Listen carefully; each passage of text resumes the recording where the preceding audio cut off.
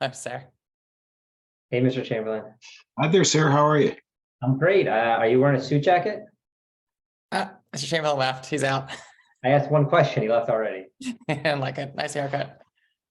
Thank you. Thank you for noticing. Welcome. Sorry for keeping you waiting, sir. I thought it was really like a little secret situation you were doing there. Like you were keeping me behind the red velvet rope. Alberto's joining us. Amazing. Yeah. Better have a dad joke ready. Oh, crap. He can be the judge. That's okay. We'll let him be the judge. Wait. I forgot to tell you, Alberto, first of all, thank you so much for coming. And I am so sorry. I forgot to tell you at the end, everybody's doing it. Everybody has to do one dad joke. So, Oh, nice. I feel like you might have some. You have a lot of good stuff on. That's my wife's like expertise. My wife is the amazing joker of the dad jokes. I just laugh at them. All right, so Mr. Chamberlain's going to be here. We'll introduce everybody so you can get to know everybody. Most of the people on here already know each other, but that's fine. Sensei Michael, what about Mr. Kiefer? Is he coming? I assume so. Okay, I'll get Mr. Kiefer. We'll take off 10 points for not being here exactly at 2:30, and then yeah, sounds great. Hello, Mr. I was Chamberlain. on like 224, and then it says like the host is on. He knows you're there. Hey, Mr. Chamberlain. Hi there. We thought we lost you. You changed your mind about this. You're like, No, I just something happened. I have no idea what it was. Okay, well, welcome, sir. It was you. You hit the leave button on purpose. That's what it was. Oh no, never. All right. I assume we're not going to see you on the East Coast this week. No, I have done my traveling. Actually, I'm not supposed to be traveling because I had my knee replaced, but I took a chance anyways and went to Texas. How are you feeling? Feel great. Yeah. When was surgery? I'm sorry. When was your surgery? It was back in December, late December. When until like how long till full recovery for like knees? Yeah, so it takes a year, they say, but I'll be flying again in a couple of weeks. Are you back to riding your bike yet? Every day. No, of course you are. Of course. Like outside or like stationary bike? No, they won't let me go outside because I have a tendency to crash. That's fair. That's fair. It seems like your doctor is like really watching out for you, actually. Yeah, your doctor knows you, it sounds like. Yeah. I well, You want to check with Mr. What's his name? sure. Okay. Where's Mr. Kovar? I know he's not on the coming. East Coast. Oh, he's here? Yeah. He's I at, think he's looking for you. he'll be here on Thursday, but he's at somebody else's school tomorrow. He told me who. I forget the guy's name. Starts with a C, maybe. Yeah, I don't remember. I know he's with Nancy later on in the week. And so. Amazing. All right, well, let's start with some introductions, and then I'm excited for both of you guys to be here today. So Mr. Brenner and I, we've known Mr. Chamberlain now for I don't know how many years, 12 years, 13 years, 14 years. And Alberto, we've got to meet more recently. So Mr. Chamberlain, I'm gonna let you introduce yourself first. So Mr. Chamberlain, for people watching, is the CEO of Kovar Systems. What Mr. Brenner and I don't, so I know a little bit about your background, Mr. Chamberlain. I know you started at IBM, and you can talk about that for a minute. But what we were discussing today, all right, talk about that first, and then I'll ask you our brand. And Gateway. I would like to say that he said he's going to let you introduce yourself, and then he just went on and on and on and on. I was just trying to take it up in case he forgot all of his accolades. Well, you do a better job than I do. So, just keep talking. You're doing great. No, go ahead, sir. Okay, so tell us pre-Kovar, post-Kovar, or, current Kovar. Well, I was a school teacher right out of college and taught special education and then coached football and wrestling. And then went to IBM and then went to Gateway. And then for about 10 years, did startups and turnarounds. And then came to Kovars in, 17 years ago, 2006. When you were with IBM or Gateway, what were your roles? At IBM, I had the Western United States for, PC partners. So those people that would sell PCs, personal computers, and other devices. I managed all of them. And then when I was at Gateway, I had the commercial division. So there was the consumer division and the commercial division. We had about $2 billion worth of revenue. And so it was a lot of fun. And then how did you get into the startup space? I left Gateway and went with a small company, and one thing led to another. And so I was told one time by an IBM manager that I was at my best when things were at their worst. And so I kind of went off into, I got with some investors, and they would move me around to different opportunities where they were in trouble, and I'd go in and try and fix it. Interesting. So how did you, so what was the leap from that to Team Kovar? I know I think I've heard this story before, but I don't remember. I put my daughter in the program when she was 6. This is back in 2002. And soon after I joined, and I was 49 at the time. So that tells you how old I am. And then we just got to be good friends, Dave Kovar, Tim Kovar, and then Rick Campbell, who was an investor, and they were taking Kovars nationally. And so I came in to help them. So wait, I want some like real answers here, and obviously you can share with whatever you want. And by the way, Alberto, so Kovars, we keep saying the same thing. They have how many schools on the West Coast? We have 7 schools that we own, and then we help probably 115 other schools around the world who want to do things better, and so we try to assist them. Yep. And And what Mr. part of the West Kovar, Coast? anybody's watching, Mr. Kovar, which is the head instructor of that organization, will be at our school on Thursday if anyone wants to come visit. I think Mark Moore's coming to visit. So anyway, did you have a question, Alberto? Because I have a burning Oh, question. what part of the West Coast? We're in Sacramento, California. Okay, awesome. And where are So- you located, sir? I'm in Colorado. Okay. Oh, I'll be in Colorado on Sunday. Awesome. You need to let me know.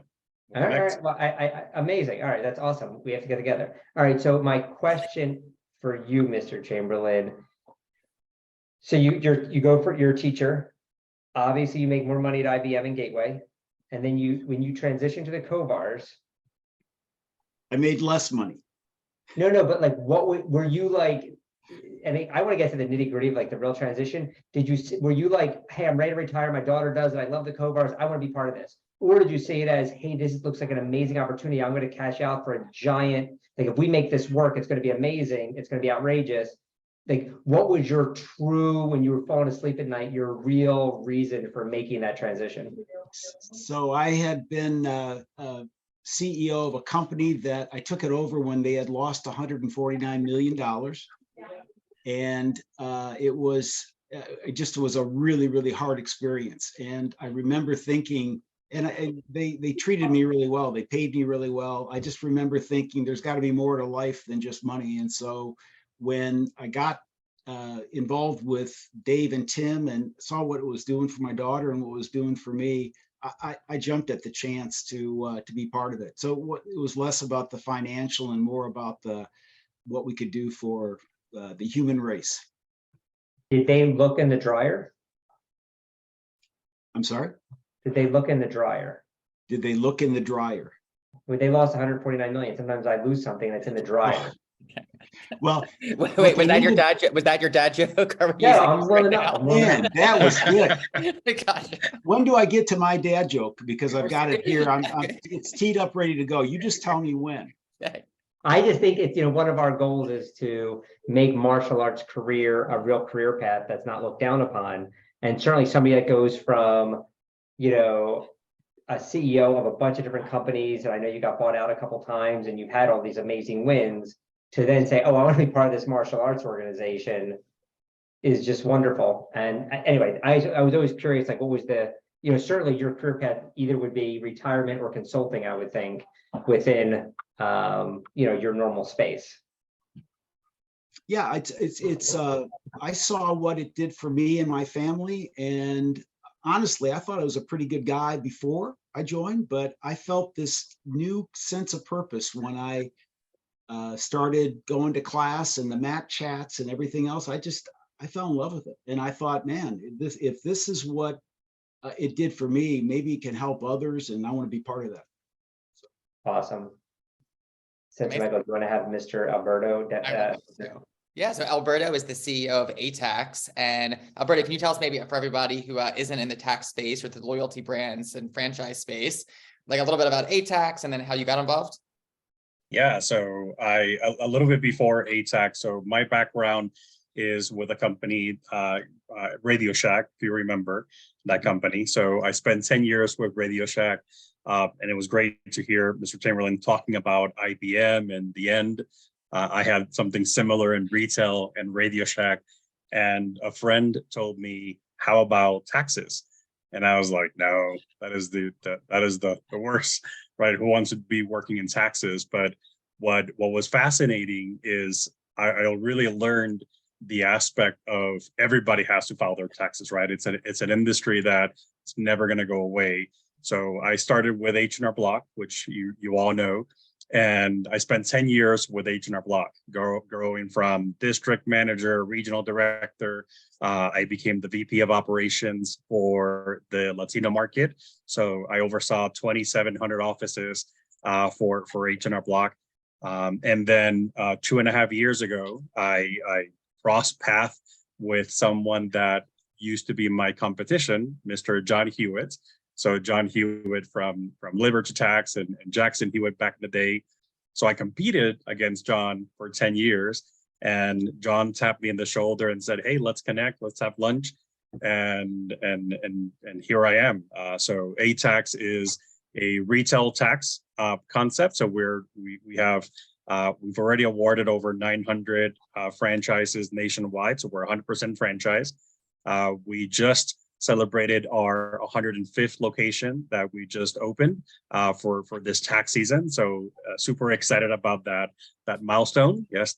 And then just continuing to improve people's lives and have fun. And that's what I love about this industry, really about the franchise, the amazing stories that I get to learn from our franchisees, from our tax professionals, and then from clients all the way from Puerto Rico to Washington State. So a lot of great stories. Yeah, amazing. And I loved getting a chance to come to your lunch and learn a few months ago. And you're always a big Action Karate supporter on social media. So I always appreciate that too, of course, which is awesome. How many franchises will you award this year? What's the goal or what's the projection? So the goal this year is to double the footprint. So we are already on our way with, we have a area representative concept, which is like a mini or master franchise concept inside of A-Tax. So we have 35 amazing area representatives that are focusing on open locations and award. And then we have a couple fun partnerships with sister brands, with insurance and taxes, which go hand in hand, plus a couple other exciting announcements that we'll be making in a few months. You can spoil, you can leak some announcements now if you want. Well, we're working with some major retailers, one of the biggest ones in the nation. So it's going to be really exciting to really be serving. And in new markets like Texas, we have partnerships with H-E-B and other markets, other grocery chains and markets where we're going to be able to serve our local community and then help our franchisees expand in newer places that we haven't been in. If I know you said it pretty fast and we know what it is, but can you share what a master franchise or an area rep is a little bit more? I'm sure there's people listening that don't know what that is. Yeah, so the best way to put it is, as a franchisee, you're the player. So you either have one location or you have multiple locations. As an area representative, they invest in a bigger area. So let's say I buy 10, 20 territories, but I don't necessarily want to be the franchisee. I don't want to be the player, right? I want to be the coach. So they help find franchisees in the local market who want to open an office, who want to improve their lives. And then they help the franchisee, very part-time, but they help the franchisee follow the system, coach them, mentor them, so they can help grow. And then the more that the franchisee grows, the more that the area representative grows. So it's a win-win for both the network and then the franchise system. Mr. Chamberlain, look like you might add a question. I'm just sitting here thinking, so I have a friend who runs tax audit. I don't know if you've heard of them before here in Sacramento. Do you have locations here all throughout California, or where are they? Where are your franchisees? Yeah, so we started operating in New York City 38 years ago. And then 3 years ago is really when we joined with Loyalty Brands, our parent company, and that's when the expansion started happening. So we just got approved last year in California to do franchises. So that's going to be a big growth expansion in 2023. So yeah, so folks that are looking to, whether they're in tax resolution or insurance, or the beauty of this industry, like I did 14 years ago, you don't necessarily need to be in taxes, right? You don't need to know taxes to open an ATAX office. So anyone who wants to add a franchise, we teach them the whole system, and then we help them hire tax professionals, and then the tax professionals will operate the system. I compare it to a McDonald's franchisee. A McDonald's franchisee is not necessarily flipping the burgers, but they're being the CEO of their business, very similar to an ATAX.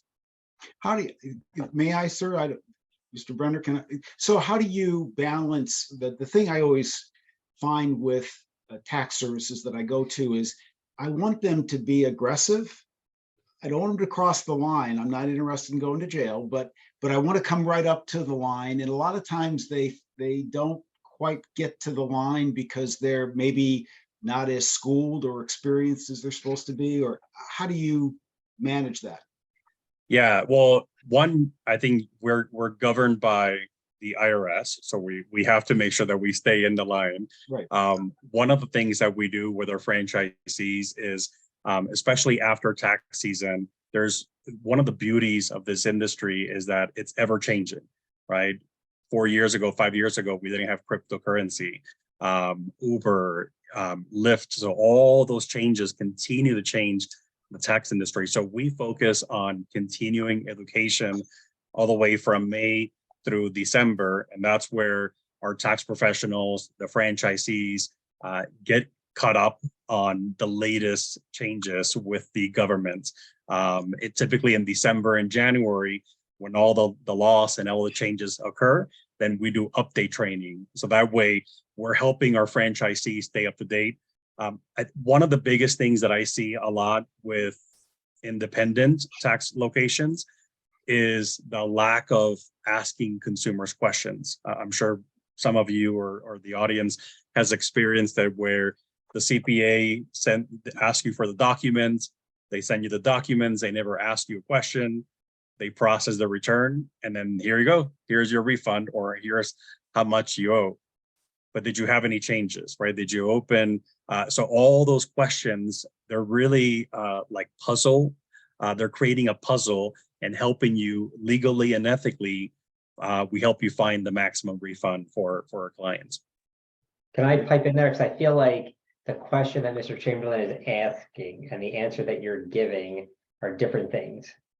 So like you want to go up to the line, but I'm not putting words in anybody's mouth, and Alberto, please like correct me. I feel like Mr. Chamberlain's tax return is a giant complication, way more than the average. And I'm guessing the average ATAX customer is like, a 1040, where Mr. Chamberlain's tax return is probably, 23 K1s and, 17 other issues. So like, you have like, because, I agree with him. We're always looking, what advantage can we get? And then you talk to one accountant, does it one way, another accountant, oh, they give you this, like whatever it is. But I feel that like ATAX is probably not doing somebody like Mr. Chamberlain's return because he does want to get to that line. And, they're used to doing individual returns. Is that right or wrong? So yeah, I think there is a fine line to get to, right? And there's multiple ways to get to a tax return, to get to the maximum refund that you're entitled to, or the maximum deductions. Regarding the question with ATAX, the majority of the clients that we serve are 1040. But we also have a back office solution of enrolled agents, which is the highest level of certification with the IRS. So we can connect if a client has a very complex return, then we can help all the way from the basic to the most complex clients. I heard the other day that I was in a tax seminar, and I heard that the US tax code is 80,000 pages and that the average American will utilize about 100 pages of it. And so I just, I learned about some things that I'd never heard about before. And I'm wondering, why didn't my CPA tell me about this? So, Oh, now we're going Yeah. down. I love this rabbit hole. What did you learn? We should all be doing it. What were the Why top- didn't they ask you questions? Yeah. yeah. So the one thing I heard about was a thing called a charitable remainder trust. I just think the way they described it, it's you get paid twice. And so I'm seeing my CPA, as a matter of fact, on Thursday to go through this very thing. Well, we have, I mentioned earlier that I'm in Colorado. So one of our locations in Colorado, the owner is also a CPA. Again, they are helping thousands and thousands of clients in that location. So if you have any questions, I'll send you my information and we can help you connect in case they're not giving you all the answers that they need. So So the charitable remainder trust, I think, is when you put it in the trust, you still control all of it until you're dead kind of thing, but you get a deduction up front. Correct. That's what I was told. and that's the beauty of the tax code is there's a lot of, again, the tax code, the more questions that the taxpayer has that conversation with their CPA or tax pro, whoever's doing their taxes, then there's always changes, right? Every year there's changes and there's maybe a lot of deductions and credits that the taxpayer is not familiar with. So it's not really black and white, like you said. Typically from the thousands and thousands of pages, very, very little is used. Another one is the employee retention credit. That impacts almost virtually any business in the United States, and very few are aware or are utilizing or asking questions to maximize those credits that are available for small businesses. So, Mr. Brenner, what I was intrigued with is that with the charitable remainder trust, you can use, I've got stock and I think it's valued at X. I can donate that stock to an entity, my local PBS station or Make-A-Wish Foundation, whatever it is. And suddenly something that is kind of an albatross right now around my neck, I'd like to be able to just donate it and get some kind of value out of it, maybe through a charitable deduction. Did you say the stock you own is an albatross around your neck? I'd be happy to lift that off your neck, sir, at any point, and I'll hold it for you. I'll hold it in safekeeping. I'll use it obviously as as I need, but I'm happy to lift that at any point you need. Anybody who's listening who feels like the money's weighing down. You are a giver. Thank you. I'm just trying to help you, sir. Just trying to help you. All right, Michael, do you want to? I did, yeah. So I'm excited about our new tax things we're learning today, so that's good. But really why Mr. Chamberlain is here. So Mr. Chamberlain, you probably first shared at a ProMac, I don't know how many years ago, about the economists you follow and their predictions for what's happening in the future. So as always, I feel like whenever I see you, I ask for an update. So I thought it'd be awesome for everybody, like a little backstory. I know you want to kind of share where you think and where this economist thinks we are now and where we're going. Yeah. I'm happy. Thank you so much for having me on, and I appreciate the opportunity. There's a firm that we use. It's called ITR. They're located in New Hampshire. They're run by Alan and Brian Beaulieu, Beaulieu. They wrote a book back in 2014 called Prosperity in the Age of Decline. I highly recommend it to everyone. And what they're saying is that there is this perfect storm that's coming, and it'll occur right around 2030, where all of these forces will align worldwide, and we will experience not just a recession, but a depression. And this one will rival and exceed what we felt back in the 1930s. And so the Beaulieu brothers running ITR, it is the most accurate forecasting service, economic forecasting service of all the major players. And we just, I really appreciate them because there's no emotion in what they do. They keep the politics out of it. It is simply, they use a lot of data and they read the tea leaves, and their accuracy is well above 95%. And so I like them a lot. And so what a lot of economists right now are saying that because of the unemployment rate that's so low right now, and that consumer spending is still relatively strong, that maybe there won't be a recession after all. And what ITR is saying is, look, there's something called this inverted yield curve, if you've ever heard of that before. And we've had 7 of these occur over the last 60 years. And every single time we've had an inverted yield, we've had a recession. So the inverted yield is when your 10-year treasury notes has less interest attached to it than your 2-year. So there's this inversion that occurs. And they're saying that we'll have a recession by Q3, Q4 of this year, that it'll be a mild recession, but it'll take place throughout 2024. And that by 2025, we'll have growth again, and that 2025 should be the best year of the decade financially. So that's the good news. The bad news is that there is this thing that's occurring with the deficits that I don't know if people are not paying attention to it, but it is the number one of all the 4 things that are occurring, these perfect storms. This is the one that troubles the Bolio brothers the most, and it's the deficit, which is today $31.45 trillion, and will be in 2030, it'll be $44 trillion. And in 2033, it'll be $51 trillion deficit. That means that we're going to add 19 trillion to the deficit in the next 10 years. So my question to you all is, what do you think the deficit was in 1982? It was a surplus. No. But not a bad answer. Sir, Mr. St. John. 500 billion. 1 trillion. So in just about 40 years, we have significantly added to the deficit. And it has far. Wait, hold on. You didn't let Alberto go, and he just sent me a message that he was thinking it was 1 trillion. So congratulations. Well done. So that's the first piece. The second piece is that we're going to, as a result of the deficits piling up, someone's got to pay for those. And it impacts our interest rates. It impacts a lot of different things. So there's going to be an increase in taxes. Just today, Joe Biden, our president, wants to tax people who make more than $400,000 a year at a higher rate now to pay for Medicare. So that's the kind of thing that's going to occur.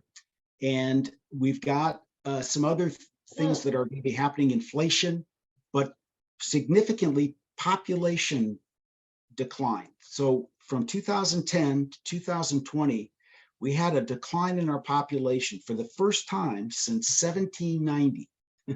We haven't had a decline in our population. It's a couple of things. It's immigration policies are much more strict, and women are having less children. So all of these. Wait. Can you stop for 1 second? Sure. Alberto has to leave in like 3 minutes. Okay. I want to hear his take on, does he think a depression's coming? Does he not think a depression's coming? And before you answer, your answer can't be, I live in my own economy. As long as I keep working hard, everything will be fine for me. because we've never lived through a depression. And I'll go more into that later. But anyway, that can't be your answer. Yeah, no. And I would say, yes, especially similar things on the third quarter.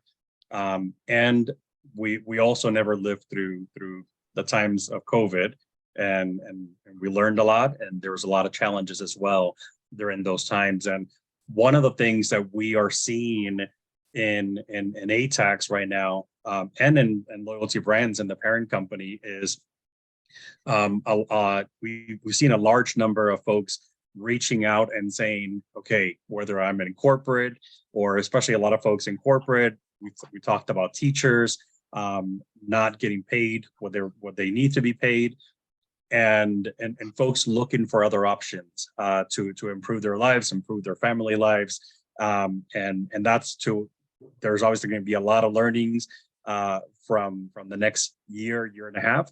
But one of the things that's exciting is there's a lot of different industries that create new opportunities when challenging times occur. That's how great companies like Uber and other companies came out of hard times. And especially in our industry, that's what I went through 14 years ago when I left the other company, and then found an industry that was more recession resistant, right? And there's going to be new companies that come out of these challenging times. So, and we've seen a lot of folks moving money from 401k and using it to invest money in startup companies, and that's going to create new economy and new businesses in the US. So So Do you wait, think it's what was gonna your be a answer? depression? Was the answer yes, depression? I said yes, yeah, at the beginning. Yes, depression. Yes, depression, but new opportunities. Yeah. Awesome. Well, pleasure connecting with you All right, all. thanks for Always having love. Solomon, let me know when you're in Denver. Let's connect. I 100%. You golf, right? Yes. Oh yeah. All right, I'm in. Sounds great. Awesome. Bye, everybody. Yeah, Brett. Nice meeting you, sir. I hope I did I take too much time there? I hope I didn't. No. I forgot he's leaving at 3. He had told me he had to leave at 3, so I forgot. And then he put a little message in there, and I was like, oh crap. Okay, continue. Love it. So here's an interesting stat that I just think brings all this kind of together. In 70 years, there will be 8 times as many people over the age of 60 as today, and there'll be half as many people under the age of 5. Kids there'll be the increases in population are impacting us because when I retire, there'll be no one taking my spot and helping to generate the revenues that pay for Social Security.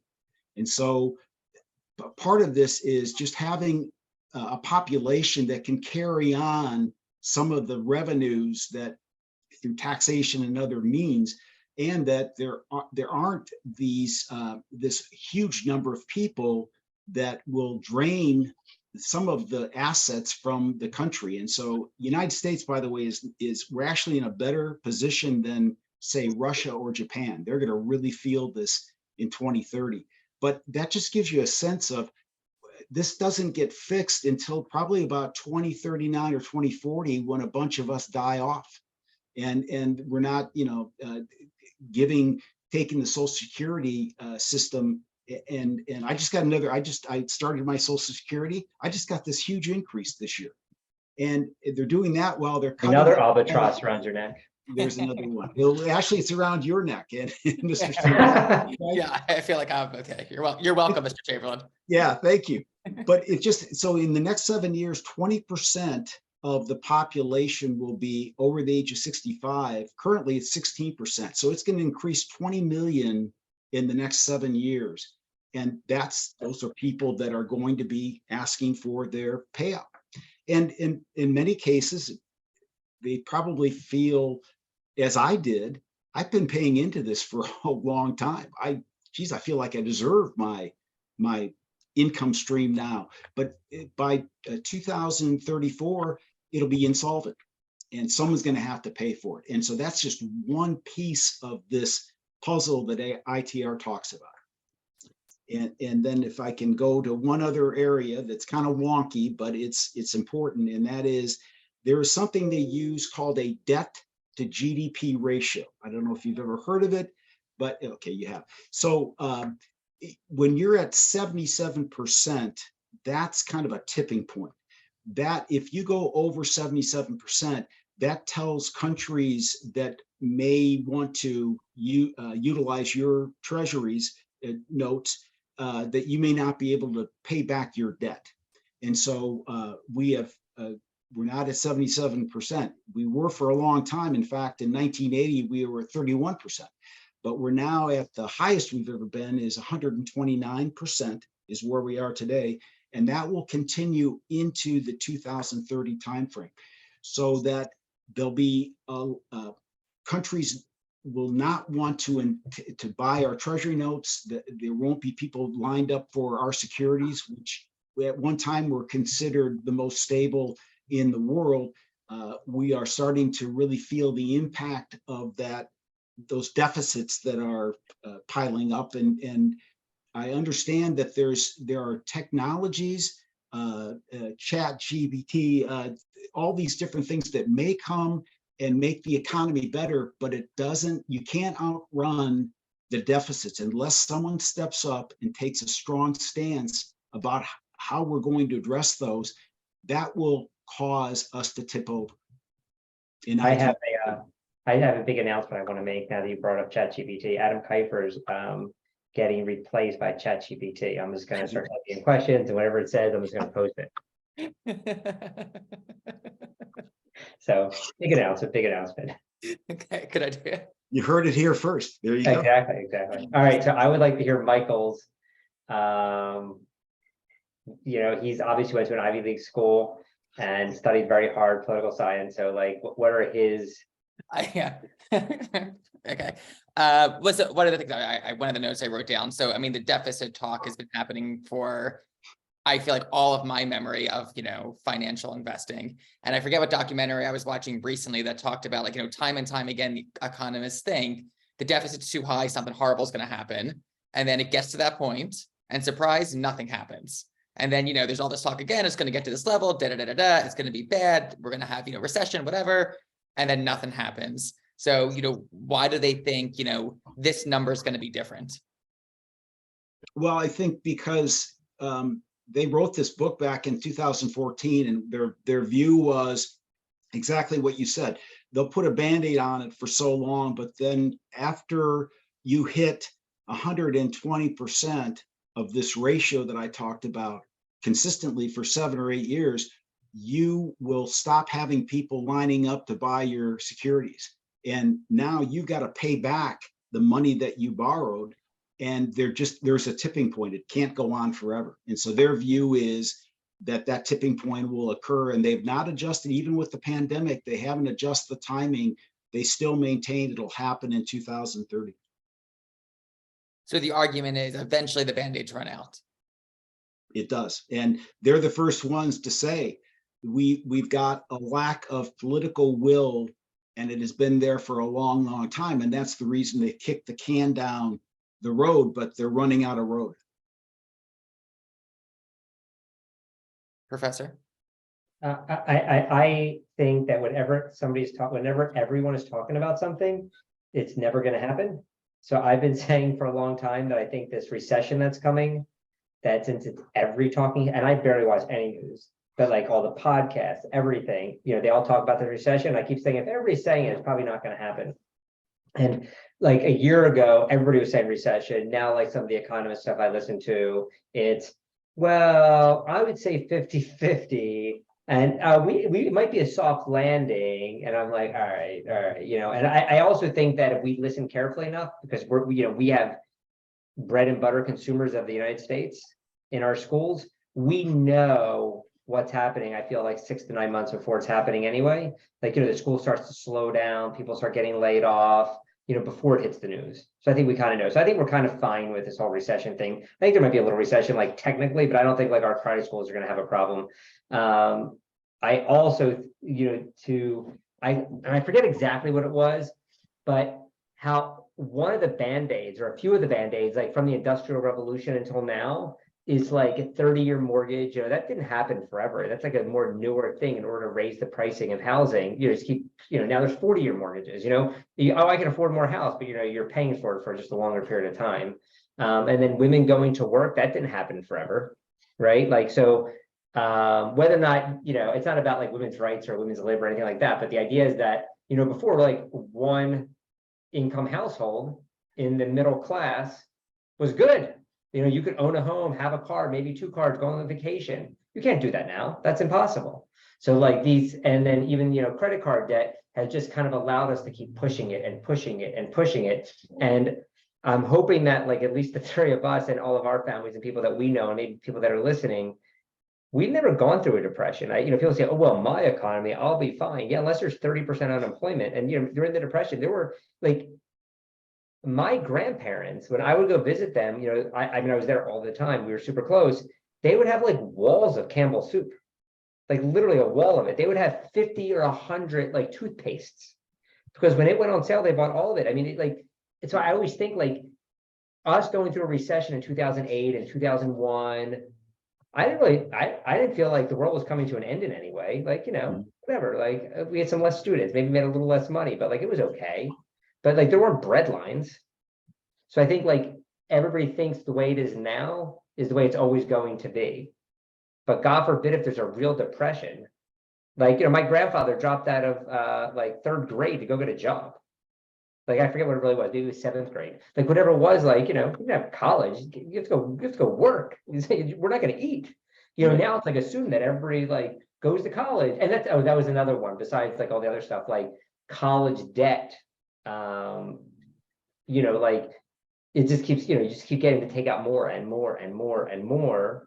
That also kind of kicks the can down the road, right? Right. So anyway, I also think the world is, the universe is always giving us messages, and it's up to us to see it or hear it. And I think for me, at least, like COVID, like somehow, I don't know how that happened exactly 100 years later. Like, it seems like pretty crazy. So I think that New Depression almost 2029 compared to 1929, 100 years exactly. I think to me, it's the universe telling me this is probably going to happen and we better be prepared.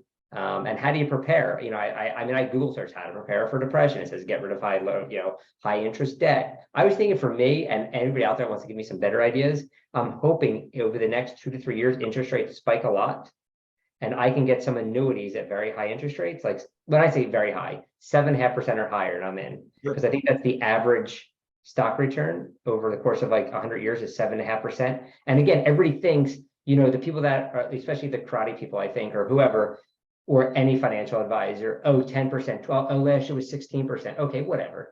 But yeah, and I got that too. But the reality of it is the average over like 100 years is like 7.5 when you average it all out. So if I can get 7.5 in a fixed annuity and I don't have to worry about anything, I might miss the 1 year that's 20%, but I'm also going to miss the year that it's down 40.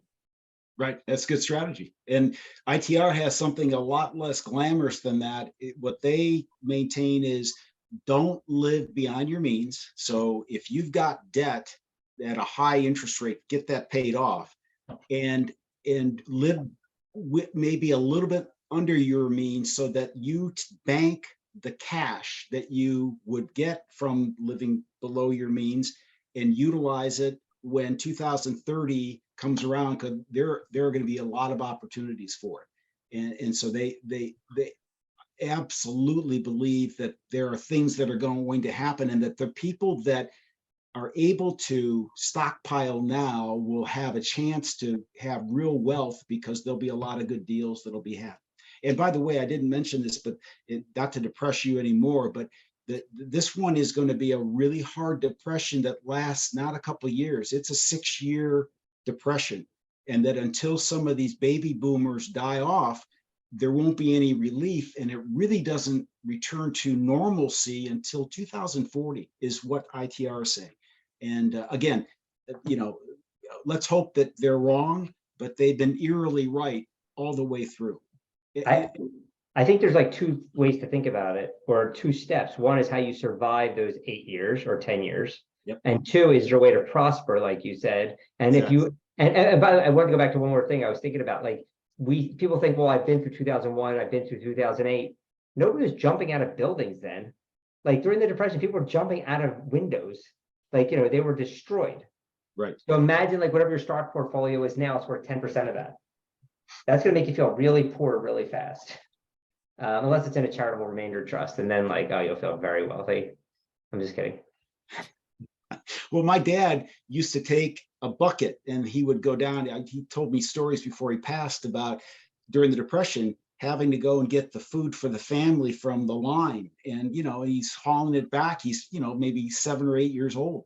I mean, that's not 2008 recession. That's a whole different. So besides my idea of the annuity, oh, by the way, I told that idea to my dad about the annuity, and he said, oh, that's fine as long as the insurance company doesn't go out of business. And, during the last recession, AIG was in a disaster, a lot of them were. And if there's nothing to bail them out this time, I might think I'm so clever with my insurance plan that turns out to be, it just gets wiped out like FTX or whatever. Yeah. So when do you think you go into cash? Into 2026, 25? 29 at the latest, and you go to cash and you put it in. They maintain, there are some stocks you can put it in, but real estate, they really believe in strongly in real estate, and so that's where they think some great deals will be had. You put it in real estate, you mean after the depression hits? Correct. Yeah, so if you would have invested even in 2009 and 10 after 08, there were some great deals then too. Right. But you had to have the cash to do it. And if you were wrapped up like everybody else, then you didn't have it and you were all Exactly. That's why they're saying start now, so you've got it available to use in 2030. There's just to Mr. St. John's point, right now, this inverted yield that's causing this recession, what we really depend on countries to do is buy our securities, because that's almost like that props us up some more. And for the first time, the country we owe the most money to right now is Japan. We owe them. Not China? No, China's second. They're at 938 billion. We owe Japan 1.1 trillion. And Japan has stopped buying our securities. And so there's no cash coming back in to replenish the cycle. And it's just, that's the kind of thing that'll happen where we can't, quote, pay our debts. And now we're really toppling over. And I think that's what is most concerning. Are you doing anything within the, besides yourself? What about for Kovars? Before you answer, Mr. Chamberlain, this conversation is amazing. I need to run though. I'm going to see, Mr. B, if I can transfer this over to you so you guys can continue as long as you like, as long as Mr. Chamberlain has time, I assume. I do, but something I said, sir? Or? Yeah, no, I'm too depressed. I'm done with this. No, wait. What's your dad joke? What's your dad joke? We're never okay. Wait, I'll do my dad joke, but so you can save yours. Okay, ready? If Steven Seagal went to a meatless diet, what would we change his name to?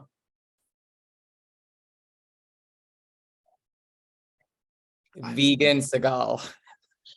All right, let's do all of them so people can vote. Let's do them all. So do you want to go next or me to go next? Yeah, I've got, so whoever stole my depression medicine, I hope you're happy now.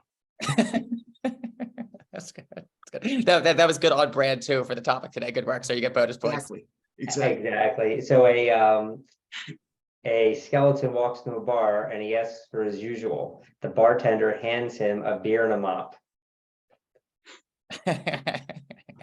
Gotcha. Okay, great. Can I do one more? I only know. You can do as many as you want, but I need to. I'm going away. You do as many as you want. You can knock yourself out. All right. So they say that money doesn't grow on trees. However, why do banks have branches? And with that, he left. That's right. All right. So what are you doing with? We'll let's just end after this. What are you doing with the Kovars to try and mitigate? So we're on a growth mode right now. So we're opening more locations.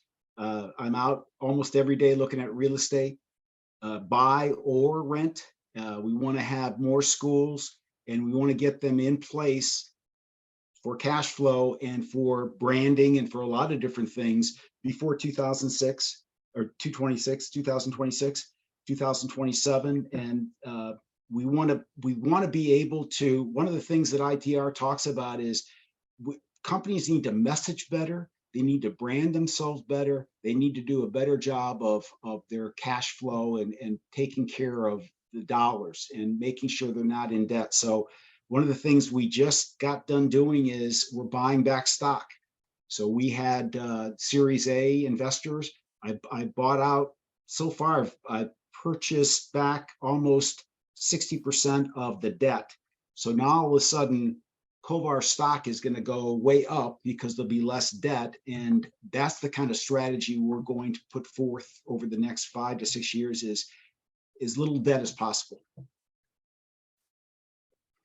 People I'm sure are wondering, they're now all on Yahoo Finance or Google Finance. They're looking up the Kovar stock. It's a privately owned stock. It's not a stock that they can go buy. Well, we could make a deal. All right, anybody who's interested in owning some piece of this, reach out to Mr. Chamberlain, would be great. I mean, for us, I think we're doing the same thing. Like for us, we're trying to just grow and get solid, but also make sure that we keep our expenses as low as we possibly can, like as far as rent and other fixed costs. And so even if there is a depression, or when there is a depression, we are prepared, you know, as far as like, okay, maybe we all make a little bit less money for 10 years, but at least we're making money and we're still doing good. And, you know, like, and we get through it all kind of together, compared to if we had like, you know, high leases or, you know, and usually an expensive lease comes with a high utility bills and like it all kind of, I think, all together. So just trying to be super, super careful. And as you know, that, you know, we own some of the properties, so that kind of locks us in. The biggest fear of us owning the properties now is we also lived in a world, like our first property we ever bought was 8% interest, and it's only gone down since. And that's what we're used to. So every time it refinances, which if anybody's out there watching, if you don't know, commercial loans are usually locked for 5 years. So every 5 years they refinance, and for the first time we just did, I think 2 of them happened in the last year and a half, and I got the bill and I was like, wait, what is this? And it went from 4% to like 6%. Wow. Yeah, it was a big jump. And I It was called a the big bank and I was like, is there anything we could do about this? And they're like, no, this is how it happens. And I was like, I know, but like, you know me, is there anything we could do? And they're like, nope, nothing. And my bank, we have a great relationship. It's just, this is what the new interest rate is, Solomon. So anyway, I think that luckily, you know, we pay down a lot. So the payment kind of stays the same, which is good. But at the same time, some of our newer debt, it's just scary. Like, it's just, you know, especially for somebody our age, because, you know, you live your whole life in this really great way. And like, I don't want to live the next 20 years of my life or 40 years, like having to worry about, you know, hey, do I need like some raviolis, you know, some canned Chef Boyardee. Well, you Not that guys I don't have like done that, I such a, do. you've done such a beautiful job of the way you've grown, and so we're trying to draft a little bit off of you and what you guys have done. So hats off to you. Actually, sir, I remember, I don't know if when you bought your home, what you paid interest wise, but my first home was 14% interest, and I was happy that I got it. I'm hoping that there's like this little window of super high interest that I can get some annuities. Do you have any annuities or no annuities for you? Not for me. Is there an interest rate that you would get them, or you don't believe in them? It's not that I don't believe in them. I've got other areas that I'm investing in, so probably not that. All right, anyway, so I know other people that have, you know, I think like my parents have like 6.5%, like whenever that happened. And like my dad's really happy with it now. You know, he's retired, 6.5, he thinks is great. It can only go below, it can't go below 6.5. So anyway, I'm hoping that it gets up there for like some short period of time and then I can buy, and then I'll have that money to live on or whatever. So hoping. All right. Anyway, thank you so much for jumping on. I think it was a super valuable. If anybody wants to reach out to you, I'm sure they can just find you on Facebook, right? They can. All right. Do you want to give them any other information, or they'll just search you out? My cell number is 916-521-5528. I'm happy to talk to anyone, anytime. If I miss your call, I'll call you back. I saw that written somewhere. It said for a good time, and there was that number. I try to leave it everywhere. Of course, of course, of course. All right. Thank you, sir. Have a great day. Hey, thank you, sir. I'm honored. I'm honored. Thank you.